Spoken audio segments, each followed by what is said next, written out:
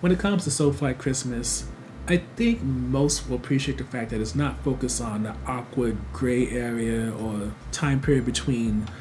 one of the leads or the lead going from one relationship to the next, as the focus is more on the friendship of the two leads,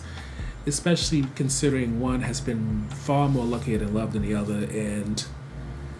it has led to some jealousy, envy, and definitely one being glad the other pauses the idea of love so that they can maybe finally feel like they're on the same level.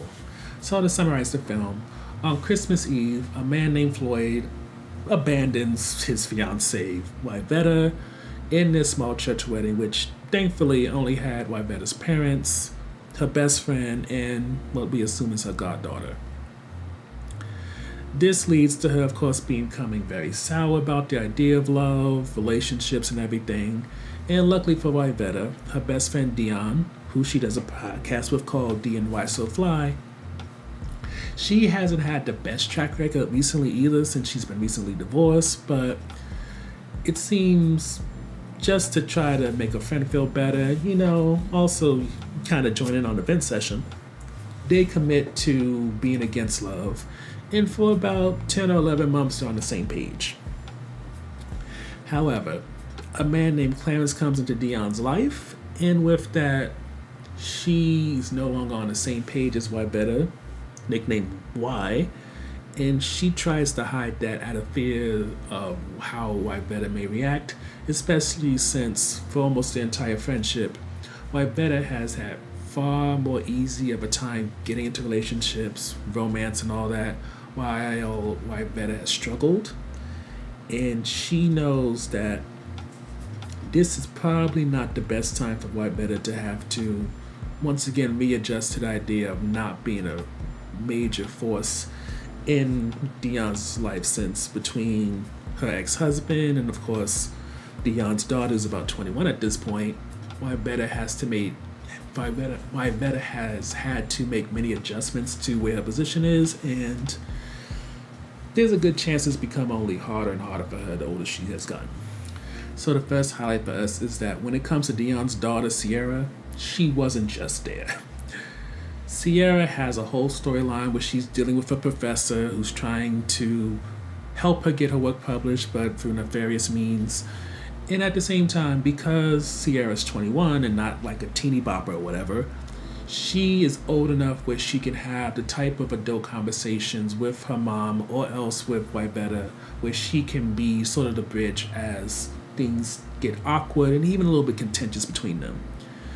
And with that, watching her call things out or call people out, even speak up for herself when it comes to a professor, it makes it so Sierra is less just proof that Dion has been in a relationship and has been in a sexual relationship at that, and more so she's a character that who is far more than just this cute kid that we usually see in holiday movies, or else comic relief as we see from Wybetta's parents. The next highlight for us is that when it comes to this film, it's dramatic in a sense, but it's not over the top. So in terms of what we mean by it being dramatic, I feel like it addresses, in a sort of light way, the loneliness which can come from people getting older, especially when it comes to the holidays. For granted, the trauma that is getting left at the altar, never mind at Christmas Eve, in front of your friends and family, that's a lot. But it's also addressed in the movie that Wybetta has never really had the kind of track record that Dion has had. Relationships don't come easy to her or come often. And for some people, it's easy to be happy for your friends, but at the same time kind of wonder when it's going to be my turn. When am I going to find this, that, or the third? And as you watch your friend go through different chapters, milestones, and other things in life quicker than you, there is the fear and also the worry that you're going to get left behind. Because as they start a family, as they get married and all that, you have to readjust your position in this person's life. And depending on who you are and the type of person they are, you may even have to fight and really advocate for yourself that you belong in this next chapter. And while the film doesn't get that deep, at the same time, you can get a sense that one of the reasons why Dion feels the need to hide this man isn't just because of all the things that White Vetta has gone through, but maybe the things that they've gone through as friends before, and not only her not wanting to go through that, but also not want to put White Vetta through that either. So when it comes on the fence topic, perhaps one of the main issues that we may have is that it's great to see Tommy Davidson and Jackée Harry continue to work, as well as Tichina Arnold. And I would say Tami Roman, I feel like she's fairly consistent, especially with the Miss Pat show, so I don't really want to include her in this, but I feel like for a lot of this movie, it's about name recognition, nostalgia in terms of the casting, and not really giving these actors the type of stuff that allows them to push beyond their most popular role. Like in the case of Jackée and the gentleman who plays her husband, who were Vetta's parents, I feel like more could have been done with them, especially with their relationship to White Vetta, where it could have really pushed why White Vetta has had such an issue with finding a relationship. Is it because her parents have this nearly perfect marriage where even in their golden years, they're still not only romantically attracted to each other, but sexually attracted? Is that part of the reason why she struggles so much, or is because she has other issues that we don't know about? And then in terms of even presenting some type of comic relief, honestly,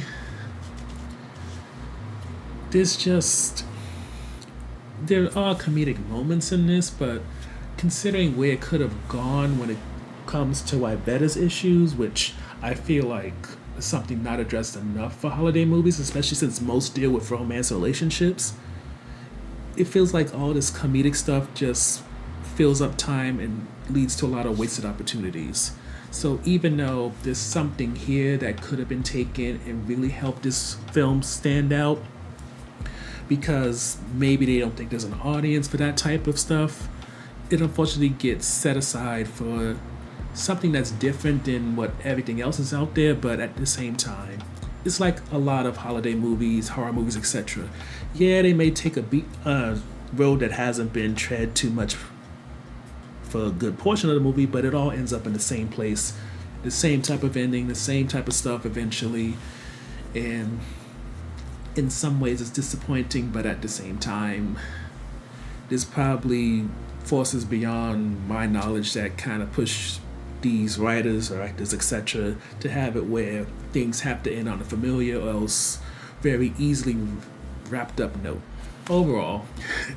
when it comes to So Fly Christmas, it is good for those who would love to see this actor or that actor again, or get what fairly is a simple and not very controversial holiday movie. However, like most holiday movies, even though